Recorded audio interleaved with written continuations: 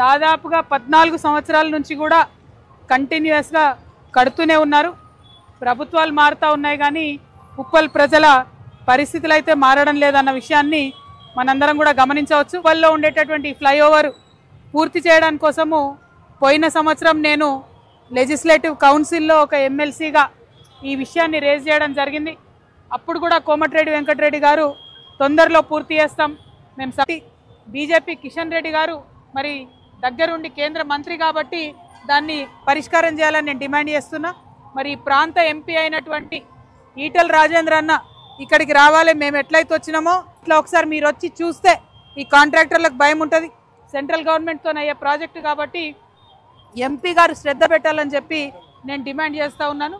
మరి ఇక ఇన్నేళ్ళైనా ఇంకా కొనసాగుతూ ఉంది కాబట్టి ఇప్పటికన్నా దీనికి పరిష్కారం చూపించాలని చెప్పి మేము డిమాండ్ చేస్తున్నాం.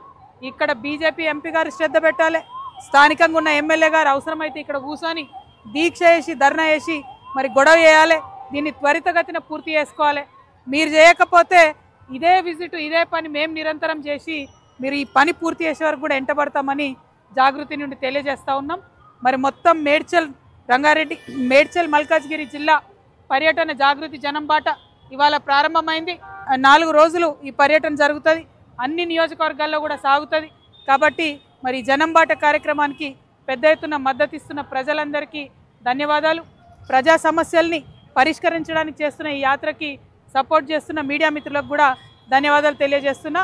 జై తెలంగాణ, జై జాగృతి, జై తెలంగాణ.